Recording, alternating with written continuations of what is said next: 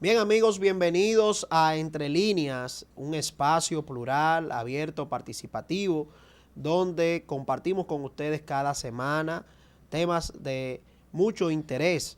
Y bueno, en esta ocasión pues nos acompaña un invitado de lujo, un gran amigo de este espacio. Pero antes que entrar con él, yo quiero darle la bienvenida a nuestra querida compañera, amiga de este espacio, una persona a la cual sin ella este proyecto no hubiese sido posible.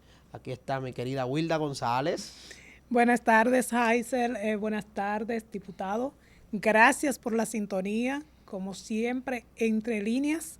La verdad es que los invitados que hemos traído a este espacio son de lujo, Heiser. Sí, gracias a Dios, este ha sido un proyecto el cual ha ido en base a sangre, sudor y sacrificio, pero hemos ido avanzando. También queremos darte las bienvenidas, mi querido amigo, al diputado por el Partido Revolucionario Dominicano PRD, mi querido Ramón Raposo, quien es diputado nacional, pero la gente de Villamella, si uno no lo menciona, se nos ponen celosos. Pero oriundo de Santo Domingo Norte. Bienvenido, hermano. Así es, para mí es un grato placer poder conectar con todo el pueblo dominicano a través de este espacio, entre líneas, y sobre todo socializar con personas que aprecio y admiro tanto como lo son ustedes, de verdad que sí. Raposo, tú sabes que yo te conocí ahora en este trajín, en este periodo legislativo, ya como diputado, pero viendo el excelente trabajo que realizas y vi una declaración tuya a principio de la legislatura y me pregunté, dije, wow, pero es de los pocos diputados como que saben articular cuando están dando una declaración. Y alguien me dijo, no, pero es que el hombre es periodista, el hombre antes cubrió fuentes. ¿De dónde viene Ramón Raposo? Bien, tal y como tú estableces, Ramón Raposo es un ciudadano de a pie, como todas esas personas que de una forma u otra nos están mirando y que tienen anhelo de salir hacia adelante. Yo soy del municipio Santo Domingo Norte, tal y como tú estableces. Llegué muy pequeño a ese municipio, a la comunidad de Guaricano, con las camadas de esas personas que desalojaron en la década de los años 90 el gobierno de Balaguer, y ahí con mi familia salimos hacia adelante, estudié en esa demarcación. Posteriormente de terminar mis estudios, estudié comunicación social, mención periodismo en la Universidad Autónoma de Santo Domingo. Concomitantemente con eso, desde pequeño desarrollamos esa labor social, involucrándonos en clubes de la comunidad. En una primera etapa, no sé si ustedes llegaron a participar también en esas lindes de haciendo pininos de teatro, haciendo pininos en otras áreas, y eso fue generando en nosotros y germinando una llama de la labor social. Luego entonces, una de las primeras acciones que desarrollamos fue pertenecer a la Junta de Vecinos de nuestra comunidad, donde hicimos una especie de calafón a donde ocupamos una que otras posiciones y partes administrativas en la Junta de Vecinos también, y eso fue desarrollando en nosotros esa especie de ámbito a donde nosotros, qué sé yo, hemos asumido ese rol de compromiso con la comunidad y concomitantemente íbamos desarrollando una serie de acciones. ¿Y cómo llega usted entonces al Partido Revolucionario Dominicano? ¿Cuándo se da ese salto del periodismo a la política? Mira, tengo que decirte que nosotros, con relación a lo que usted establece, con relación al área de la comunicación social, hemos siempre laborado en distintos medios de comunicación, tanto escrito como televisivo, y ahora con esto de la plataforma de redes sociales también hemos incursionado en la parte de las relaciones públicas. Siempre habíamos hecho política y labor social, pero nunca habíamos dado el paso de aspirar. Fue en el 2022 que decidimos aspirar a una posición, en el entendido de que gente como ustedes y esas personas que nos están mirando debemos accesar a espacios de poder que nos permitan impulsar iniciativas en beneficio de nuestra comunidad y el país. Cuando se nos presentó la intención o asumimos la intención de aspirar, ya con de una forma u otra el acercamiento de personas que le manifestaban a uno, podemos hacerlo, podemos integrar pararnos, podemos salir hacia adelante. Lo hicimos a través del Partido Revolucionario Dominicano en el 2022, que fue la organización que nos abrió las puertas. O sea, usted fue un dichoso. Usted en el 22 se integró y ya salió diputado. Bueno, tengo que decirte, la palabra dichoso, siempre hay parte de dicha, porque soy de las personas que entiende que de una forma u otra Dios impulsa los procesos. Ahora, hay una labor social, comunitaria y política ponderada. También que fue ponderada. En una primera etapa, ingresamos al partido y lo hicimos a través del Frente Cooperativista, un frente sumamente pujante dentro del Partido Revolucionario Dominicano. Estamos llevando una labor concomitantemente. Decidimos aspirar en el municipio Santo Domingo Norte e inmediatamente empezamos a conformar los equipos. Para que ustedes tengan una idea, nuestra primera presentación de nuestra candidatura 2 años antes del proceso electoral de 2024, salimos a recorrer el primer mes y ya estábamos haciendo una presentación, una rueda de prensa con cerca de 150 dirigentes que estaban en una primera etapa apoyándonos. Y ya en los segundos 2 meses de aspiración estábamos haciendo otra actividad con cerca de 250 dirigentes. O sea, las personas se estaban integrando.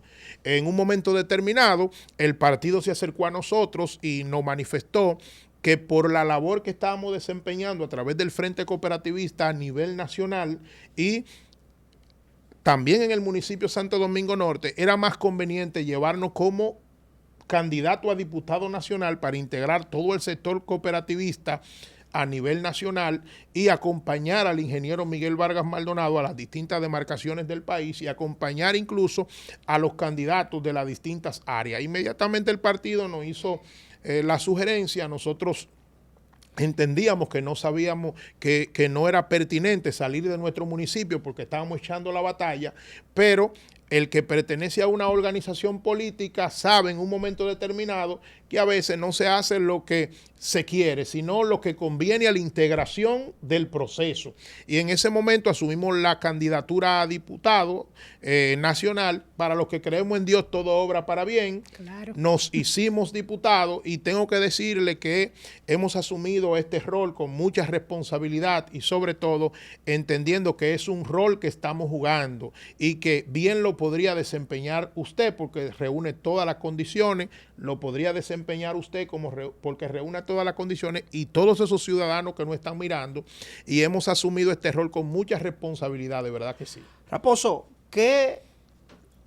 ¿cómo tú te ves ahora desde este rol como legislador, al darte cuenta que quizás por el sistema burocrático de la República Dominicana, quizás un solo diputado no tiene esa fuerza de ley de poder cambiar todo un marco jurídico de una ley o de proponer algún tipo de modificación y conseguir ese consenso, o el cómo se dan a veces esas alianzas partidarias para poder lograr el colectivismo, cuando anteriormente tú eras parte de lo que cubrían fuentes allá en el Congreso Nacional como periodista, que quizás desde ese espacio veías, por ejemplo, el Congreso y al propio Pleno desde un punto de vista, y ahora que estás dentro, pues es otro. Mira, tal y como tú estableces, yo soy de los que entiendo que en política hay que saber jugar su rol cuando se está en mayoría y cuando se está en minoría. Desde el espacio que nos ha dado la población, que somos el único representante del Partido Revolucionario Dominicano en el Congreso Nacional, aunque tenemos una alianza estratégica con otras organizaciones políticas con la cual formamos un bloque, hemos desempeñado nuestro rol desde el primer momento.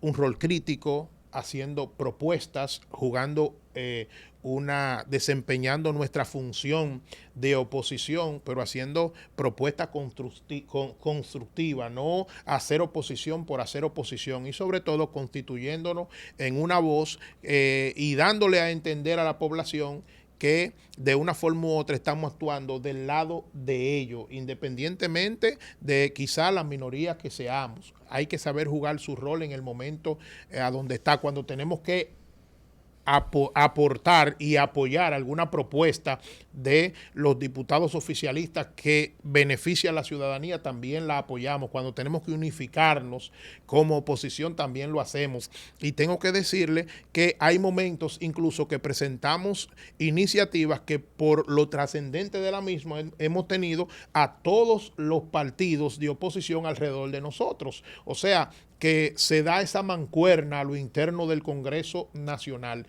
Sí entendemos y hemos criticado, lo criticamos en el momento que estábamos como ustedes, como comunicadores, jugando un rol, haciendo preguntas, presentando acciones, y decíamos, y lo hacemos ahora también, que estamentos como el Congreso, históricamente han dejado de lado su rol de primer poder del Estado y se han constituido en sello bomígrafo de los gobiernos de turno. Ha pasado en otros gobiernos también, en otras épocas también, y pasa en la actualidad. Nosotros hemos criticado eso siempre porque entendemos que estamentos y entidades como esta deben jugar un rol de contrapeso, a donde bajo ninguna circunstancia se deje de lado la realidad de la gente. Por ejemplo, hay un caso que nosotros observamos con relación a lo que tiene que ver con la criminalidad y la delincuencia. No es posible que usted como legislador, sabiendo la realidad que se está viviendo con esto, se haga de lado a la vista gorda, o con la realidad y la situación del sistema eléctrico, o también, vamos a ponerlo así, si hay una propuesta viable desde los sectores oficialistas que usted entiende que impacta necesariamente al desarrollo de la comunidad, no es posible que usted se oponga simple y llanamente porque usted es oposición. Entonces nosotros vemos el ser legislador desde este punto de vista. A propósito de eso, se aprobó el Código Penal, ¿verdad?, para atacar la criminalidad. Sin embargo, hay una serie de juristas que van a atacar la pieza ante el Tribunal Constitucional porque entienden que se vulneran los derechos de los ciudadanos en muchos de esos artículos.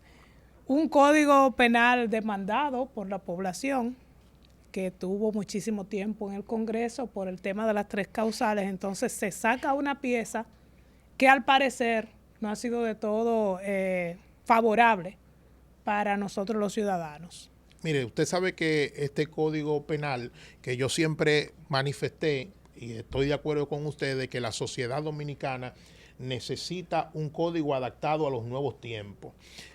Ya aprobado el código, en el caso nuestro, hicimos una serie de ponderaciones en torno a una serie de artículos que han sido altamente cuestionados por la sociedad dominicana. En su momento manifestamos que independientemente de que había que aprobar un código, las cosas no se pueden hacer a la carrera. Una pieza que de una forma u otra va a impactar de manera directa al desarrollo y al devenir del día a día de los dominicanos no se puede necesariamente aprobar así por así. Se aprobó finalmente no el código perfecto, sino un código para la sociedad. Ahora, el mismo código establece que durará 1 año para entrar en vigencia. Nosotros establecimos en su momento que ese año debe utilizarse para que se le haga una revisión profunda a todos esos artículos que de una forma u otra han sido altamente cuestionados por la ciudadanía. En el caso de nosotros, hicimos el primer aporte. Nosotros sometimos un proyecto de ley pidiendo la modificación de una serie de artículos que nosotros entendemos que laceran la libertad de expresión y otros derechos fundamentales. ¿Cuáles son estos, por ejemplo? Bueno, ¿con cuál usted no estuvo de acuerdo? Le hicimos planteamos una modificación al artículo 310 que versa sobre, o que de una forma u otra pide a los ciudadanos, condena o mandaría a prisión a aquellos ciudadanos que se pronuncien en contra de un funcionario, que hagan un gesto. Nosotros entendemos que en una época como esta de democracia, necesariamente artículos como ese no deberían estar en una pieza como esta. Hacemos también una serie de observaciones a otros artículos, como el artículo 366, el cual establece que si un ciudadano se manifiesta o arenga en contra del gobierno o del Estado, puede ser sometido a la justicia. Hay otros artículos que tienen que ver específicamente con la libertad de expresión y empoderamiento de la ciudadanía. Lo que tiene que ver también con la intimidad entre parejas, de esposos, que fue también muy criticado. De hecho, algunos legisladores se opusieron a ese artículo y pasó así. Mire, ¿Usted está de acuerdo? cada quien tiene su El visión. tema de la violación. Mira, cada quien tiene su visión en torno a los temas. Cada legislador y cada ente de la sociedad observa un tema determinado. En el caso nuestro, por ejemplo, nosotros protegemos todas las acciones que de una forma u otra protejan la integridad de todos los ciudadanos, principalmente de la mujer dominicana, y que aporte al desarrollo de la sociedad de una forma u otra.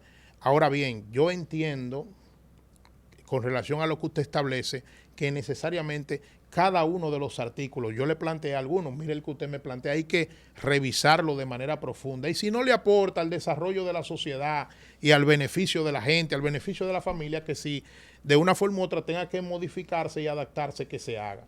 Raposo, el Congreso Nacional tiene facultades para poder fiscalizar. Ese es uno de sus papeles. Y ustedes, los congresistas, han aprobado cientos de millones de dólares en préstamos para eficientizar el sistema eléctrico de la República Dominicana. Sin embargo, el pueblo dominicano lo que recibe es cada día una tanda de apagones. En fin, el pueblo está cansado de que esto se convierta en una isla de apagones a oscuras. Entonces, vimos una declaración de usted donde usted solicitaba la interpelación del señor Celso Marrancini, quien es el director ejecutivo del Consejo Unificado de las EDES, es el que dirige todo el sistema eléctrico en la República Dominicana por parte del gobierno. Entonces, ¿en qué está eso? Bueno, manifestarle que utilizando nuestro rol de fiscalizar que establece o que nos otorga la Constitución Dominicana en representación de la realidad que está viviendo la gente, nosotros, producto de esa situación que tuvo un momento crítico y sigue en muchas demarcaciones teniendo un momento crítico, nosotros sometimos un proyecto de resolución. Prácticamente la oposición entera nos acompañó en ese sentido. Ustedes saben que la realidad es que producto de la mayoría mecánica que tiene el partido oficialista, muchas veces este tipo de iniciativas que son buenas y que la sociedad la quiere a gritos y que muchos legisladores del oficialismo también se han pronunciado públicamente, a veces el gobierno utiliza su mayoría mecánica para tratar de desvirtuar las realidades. En ese sentido sometimos este proyecto. Este proyecto, tengo que decirle que uno de los principales logros de este proyecto ha sido que, a pesar de que el liderazgo de la Cámara de Diputados y otros sectores entendía que no debería ser conocido, sino que debía rechazarse, producto de que este es un tema que toca todas las demarcaciones. Pero rechazarse, ¿por qué? Porque a Celso Marrancini se le entregó el sistema eléctrico en la República Dominicana y él, aparte de que es juez, también es parte, porque él vende energía, o sea, sus empresas, tengo entendido que también suplen energía, son generadoras. Entonces, a la vez también se supone de que aquí debe de existir algún tipo de respuesta de por qué se ha invertido tanto en el sistema eléctrico y lo que se está recibiendo una tanda de apagón. Entonces, no debe de ser de preocupación para el gobierno, ni siquiera para los legisladores oficialistas, el tener que cuestionar y preguntarle y llevarlo allá según las facultades constitucionales que tiene el Congreso Nacional. Así mismo es. Entonces, en ese sentido, nosotros depositamos ese proyecto en una primera etapa, como le dije, a pesar de que diversos sectores entendían que había que rechazar esto. No pasó porque parte de los legisladores oficialistas también estaban en contra de la posición de esos sectores. O sea, ellos me imagino que le mandan la luz a su casa, ¿verdad? Poniéndose a disposición 24 horas ellos de la realidad que estaba viviendo la gente. Y en realidad hubo de crearse una comisión. Esa comisión empezó a hacer un estudio y determinó finalmente que iba a invitar a Celso Marrancini, no como nosotros entendíamos. Invitar. No como nosotros entendíamos. Pero espérate, porque Raposo, interpelar a un funcionario no es más que cuestionarle por sus acciones. Ustedes tienen esa investidura, tienen esa facultad constitucional que se la da al pueblo dominicano, al Congreso Nacional, como primer poder del Estado. Pero cuando a mí me hablan de una invitación, eso es como para beber café, llevarle galletitas y como tratarlo suave. Y lo peor. Y preguntarle así, mire, don Celso, ¿y qué usted cree que ha pasado? Que por qué allá en Santo Domingo Norte no llega la luz. No, Bueno, tráigame otro cafecito, por favor, para yo responderle. Eso se ve como muy light. Y temas de mayor impacto que ese. O sea, tú decirle a la sociedad dominicana que se invirtió o se han puesto cerca de 600,000 en el 2024, 600,000 contadores, y que las pérdidas oscilaron aún haciendo esa inversión en el 43%. O sea, nosotros entendemos que hay una serie de explicaciones. Se ha puesto una Balcázar en Asua, violando todos los estamentos y todos los estudios que tienen que ver con el área del impacto medioambiental. Una serie de preguntas que nosotros tenemos y que la sociedad tiene, aparte de que en un momento determinado el país estuvo apagado completamente, sí, y siguen y el los propio apagones. Celso reconoció que algunas de las distribuidoras habían duplicado la factura. Sin embargo, eso no tuvo ningún que duplicó, régimen de consecuencias. Él dijo que iba a someter a la justicia al ex administrador de este, porque ahí hubo una situación en gran dolo al pueblo dominicano, donde se le incrementó la factura a más de 52,000 usuarios.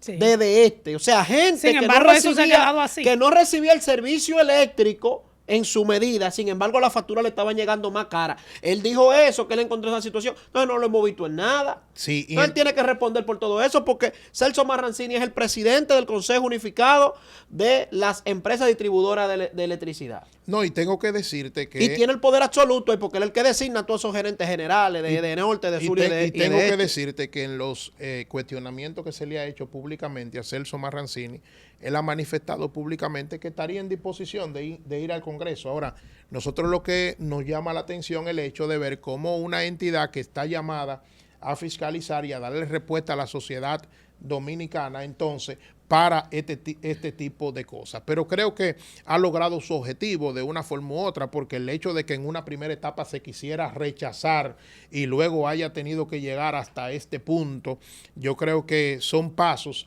que de una forma u otra, independientemente del espacio en el que estamos, cuando se quiere, se logran cosas, porque producto del cuestionamiento de la sociedad dominicana hubo una gran cantidad de legisladores oficialistas que de una forma u otra apoyaron esta iniciativa. Míralo ahí, dice aquí lo busqué la noticia, dice aquí que el vicepresidente ejecutivo del Consejo Unificado de Empresas Distribuidoras de Electricidad, Celso Marrancini, reveló que someterá a la justicia al ex administrador de este, Manuel Mejía Naut, porque se evidenciaron una serie de elementos en franca violación con cobros irregulares a más de 42,000 clientes de este. Oye, sí, es Celso Marrancini que lo está diciendo, que va. Entonces yo me pregunto por qué es lo que está pasando. Así es, y sobre todo el hecho de uno observar cómo la gente paga electricidad cara, recibe un mal servicio. Por ejemplo, en una ocasión nosotros públicamente le establecimos al Pleno y le establecimos al propio presidente de la Cámara de Diputados que había que por lo menos crear una comisión de veeduría para que se le dé seguimiento a cada uno de esos préstamos que se aprueban desde la Cámara de Diputados con la mayoría aplastante que tiene el partido oficialista, y al final tú no sabes ni siquiera a dónde culminan. Yo decía que no es posible que un legislador... ¿Se podrían estar aprobando préstamos para una cosa y ser utilizados en otra? ¿Es lo que usted está queriendo decir? Yo lo que tengo que decirle es que, por ejemplo, yo ponía como ejemplo que cuando se dio el madrugazo millonario, que fue el día que se aprobó el Código Penal, que quien lo denunció... Que se dio un madrugazo ahí. Que se denunció, que se hizo públicamente, y yo establecí públicamente como en horas de la madrugada se aprovechó el momento en el que el país estaba expectante con relación a la aprobación del Código Penal, y se aprobaron cerca de 600 millones de dólares en préstamos como a las 3 de la mañana. A eso fue lo que la sociedad dominicana le llamó como el madrugazo millonario. Y no estaban en el presupuesto, esos préstamos contemplados. No. Porque primero siempre, a ustedes, antes de empezar una sesión, todos los diputados y senadores, se lee la agenda del día y se aprueba. Tengo que decirle que yo mismo públicamente denuncié, y varios legisladores también denunciamos, que eso iba a pasar y que incluso se estaba aprovechando. Ustedes saben que acababa de culminar una legislatura que el presidente la extendió. A horas de culminarse la legislatura se tenían esos préstamos ahí. Producto de la denuncia, pero no estaba en agenda un grupo de legisladores, no se aprobó. Luego de eso aprovecharon la extensión de la legislatura que hizo el presidente de la República para aprobarlo en ese momento. ¿Qué tengo que decirle para contestar su pregunta? Que de esos 600 millones de dólares que se aprobaron en préstamo, había 35 millones, que fue lo que yo critiqué, habían 35 millones de dólares para extender o dar continuidad a una segunda etapa de un acueducto en Santo Domingo Norte. Que cuando tú hablas de darle continuidad a una segunda etapa de un acueducto, tú dices, bueno, está bien hasta ahí, ¿verdad? La misma información decía del préstamo que iba a aportar al desarrollo de 1.500.000 personas de Santo Domingo Norte y Santo Domingo Este. Hasta ahí yo decía que estaba bien. Pero cuando tú buscas con una simple investigación en los medios de comunicación, te das cuenta que en el 2021 había una información diciendo que se iba a hacer lo mismo y que se iba a culminar en 2 años. Entonces a 5 años te están cogiendo un préstamo para lo mismo. Eso es lo que yo digo. De ahí que yo he manifestado y manifesté públicamente en el Pleno de la Cámara de Diputados que no era posible que un legislador levantara su mano para aprobar millones y millones en préstamos y al final tú no sepas a dónde iban a ir esos préstamos.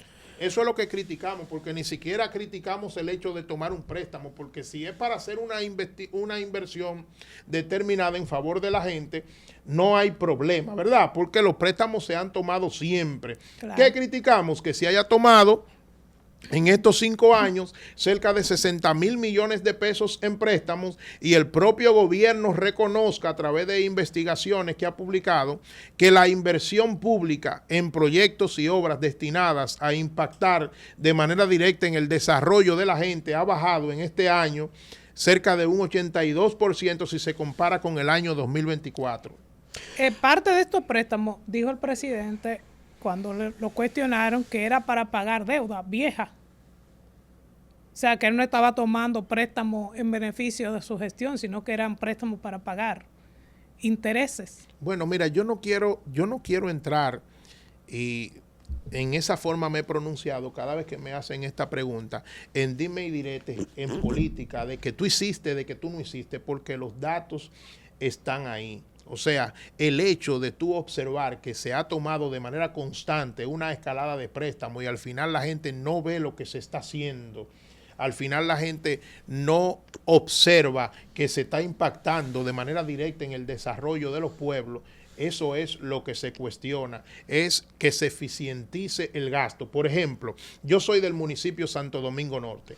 En noviembre de 2023, el presidente de la República le anunció al país que de los 775 millones de dólares obtenidos por el Estado por concepto de Aerodón, iban a ser invertidos 86 millones de dólares para dar solución al caos del tránsito que se vive en el municipio Santo Domingo Norte, mediante la construcción de un puente paralelo al puente Francisco J. Peinado en Villamella y un paso a desnivel en el cruce carretero Charles de Gaulle con La Victoria. Ha pasado 1 año y 9 meses aproximadamente del anuncio del presidente de la República.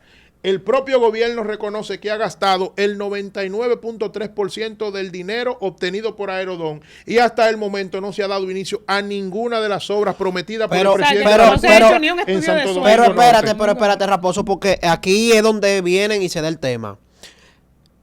El gobierno dominicano, o sea, el Congreso dominicano le aprobó de manera anticipada, sin cumplirse la vigencia del contrato, una renovación a Aerodón, donde Aerodón iba a entregar 775 millones de pesos y lo entregó de forma adelantada.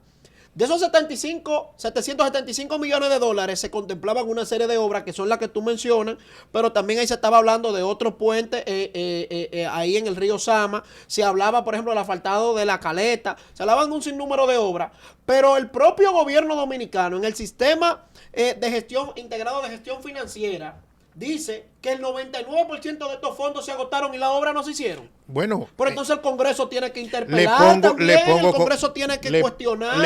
Le pongo como ejemplo al ministro de Hacienda en esa parte. Le pongo como ejemplo este tipo de acciones. En ese sentido, usted observó cómo un legislador de la Fuerza del Pueblo introdujo un proyecto de ley con el propósito de que se interpelara al entonces ministro de Hacienda para hacerle este tipo de preguntas. La respuesta del presidente de la República en una de las semanal fue que los legisladores no sabían desempeñar su función por el rol de cuestionamiento. La realidad es, y le dije ahorita y se lo establezco ahora, que a veces los gobiernos utilizan su mayoría en estamentos como el Congreso para constituir esta entidad en un sello bomígrafo de los gobiernos de turno. O sea, Raposo, que usted entiende que en esta oportunidad los congresistas oficialistas son un sello gomígrafo del gobierno. Bueno, la realidad es que se han visto una serie de acciones que no trascienden producto de que se ha utilizado esta mayoría. Por ejemplo, ustedes han visto que está en la palestra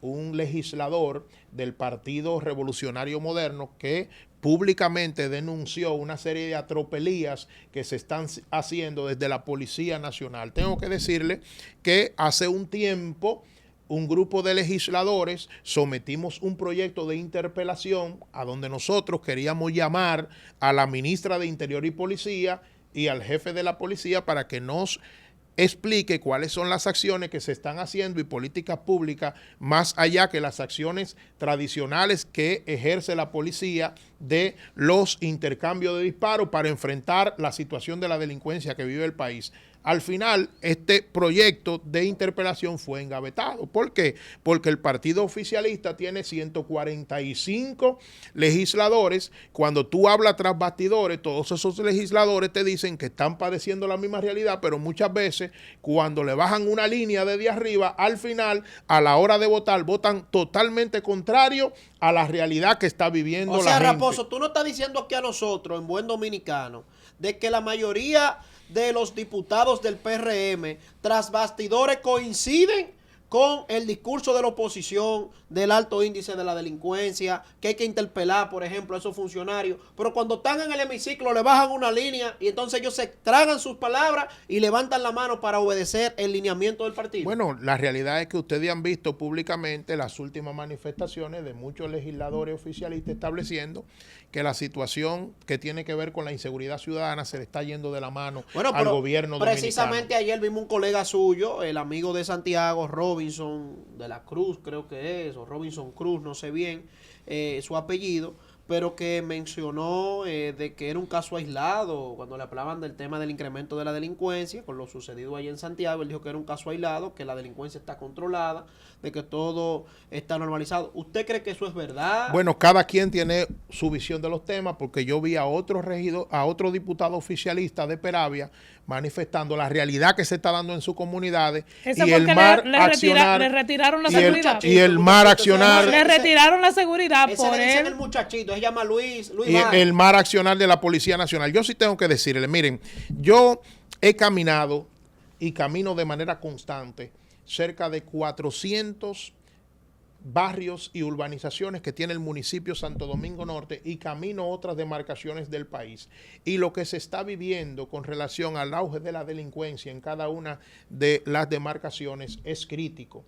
Y sobre todo, esto pasando ante la mirada indiferente de las autoridades. Al día de hoy, tú no observas una política pública clara que se esté desarrollando desde el Ministerio de Interior y Policía, orientado a empoderar los dirigentes comunitarios, a desarrollar cada una de las comunidades y demarcaciones y sobre todo a generar las condiciones de brindar seguridad a la población, más allá de las prácticas tradicionales que hace la policía, donde desarrolla los intercambios de disparos, a donde muchas veces se llevan al que no está necesariamente involucrado en las situaciones y acciones que terminan perjudicando a la gente de manera directa.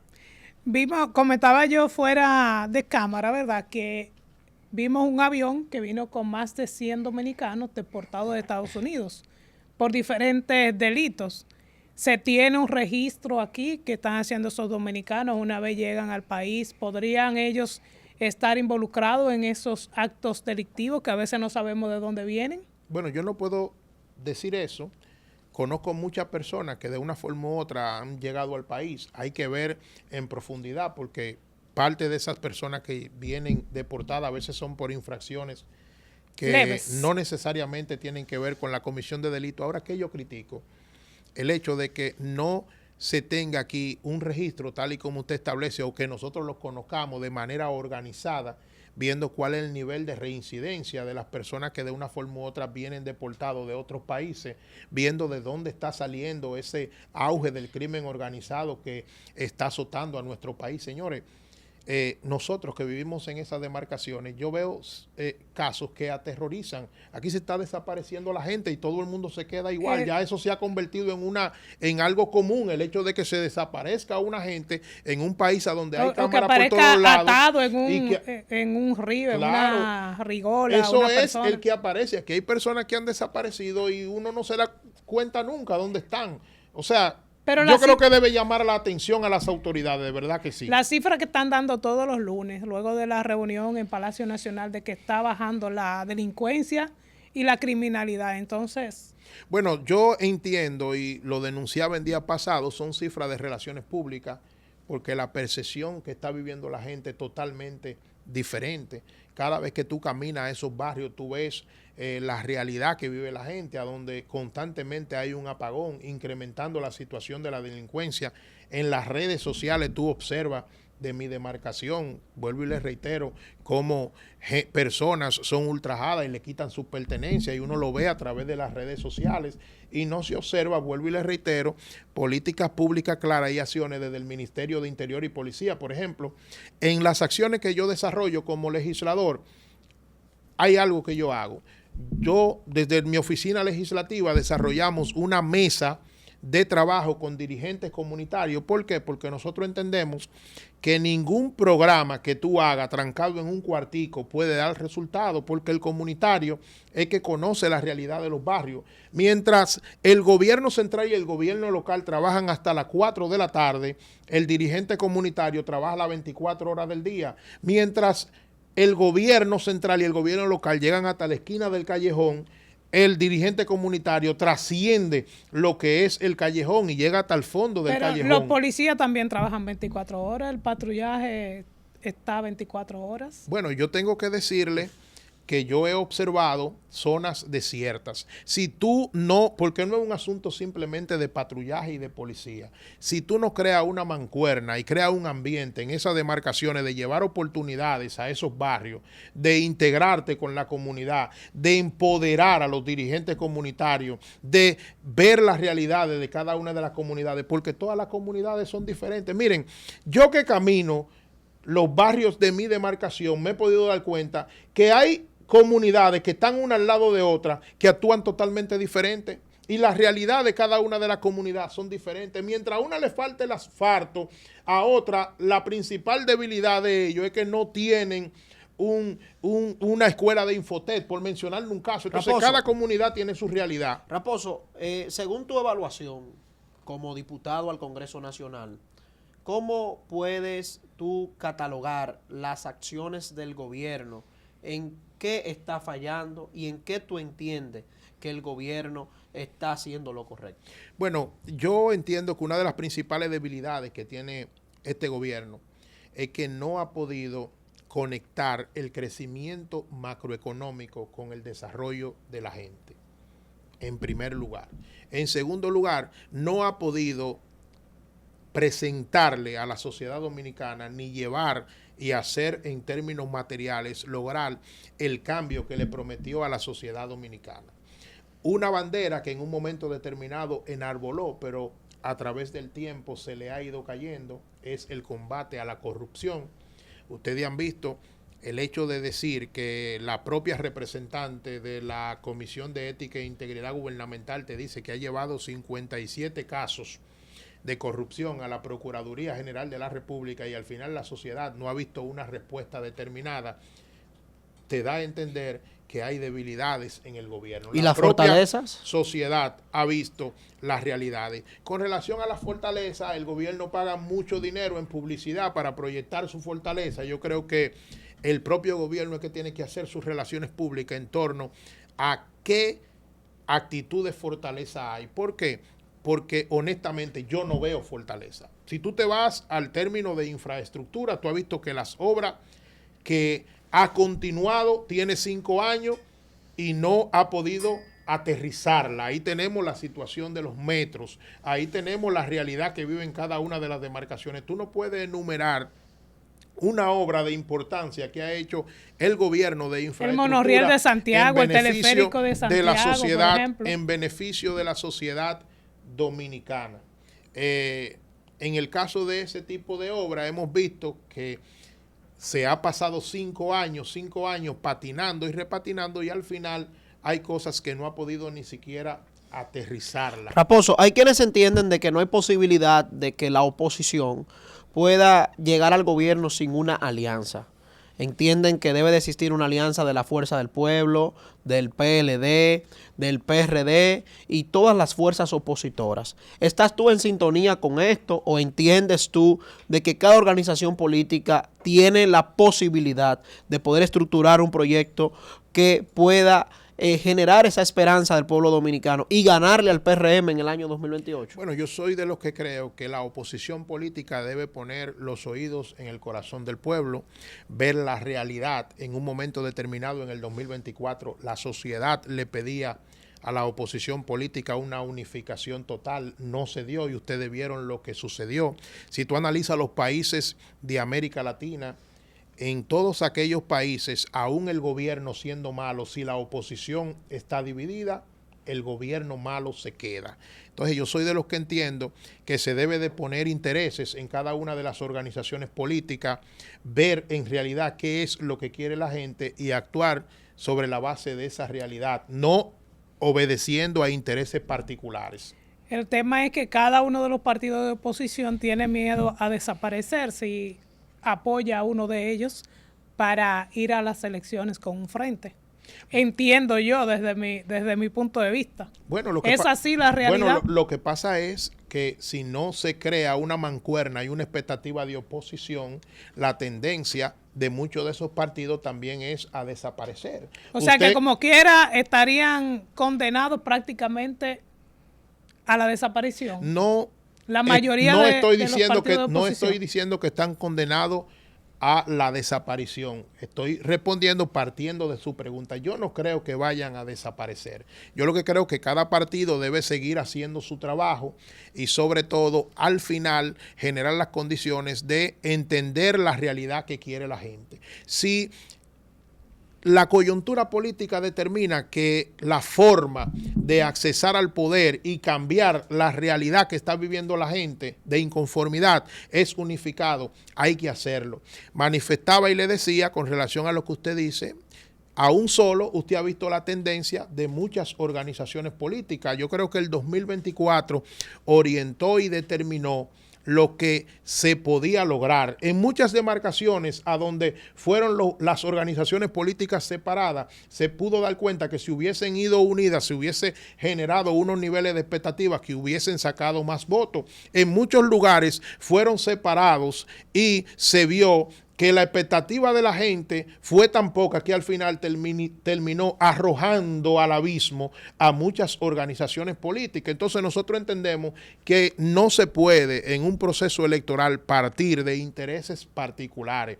Hay que partir de la realidad y sobre todo generar unos niveles de expectativa de poder que garantice que la sociedad dominicana se vuelque a votar por la oposición. Mire, la Junta Central Electoral está promoviendo una plataforma para evitar la duplicidad, por ejemplo, de personas en los partidos políticos.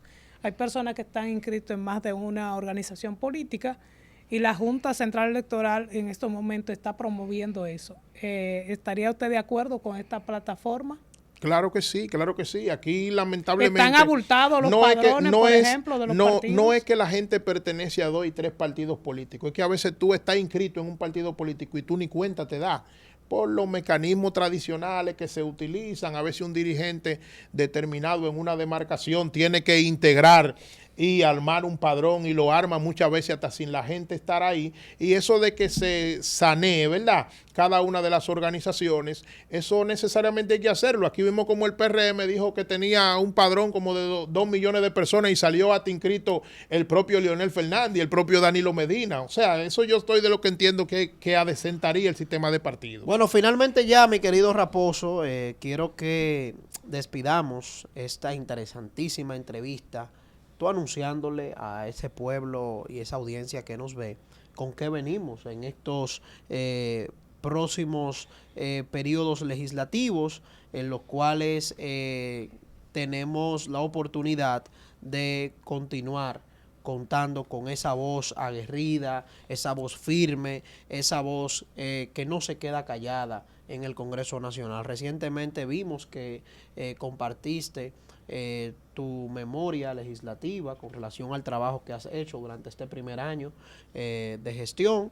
¿Y con qué más venimos? Bueno, así es, decirle que al día de hoy podemos decir en nuestro primer año de legislador que hemos desarrollado nuestra función de legislar, fiscalizar y representar con mucho compromiso y responsabilidad. Esta es nuestra memoria de nuestro primer año de gestión como legislador, a donde presentamos al país a través de un acto que hicimos en el municipio Santo Domingo Norte con cerca de 200 dirigentes comunitarios de distintos lugares del municipio y dirigentes cooperativistas de distintos puntos del país, a donde presentamos e interactuamos con ellos en torno a 5 proyectos de ley que hemos presentado al día de hoy, cerca de 12 proyectos de resolución y una labor que hemos hecho en nuestra demarcación y otras partes del país. Seguimos trabajando, seguimos socializando con la gente, integrado, identificando proyectos e introduciéndolos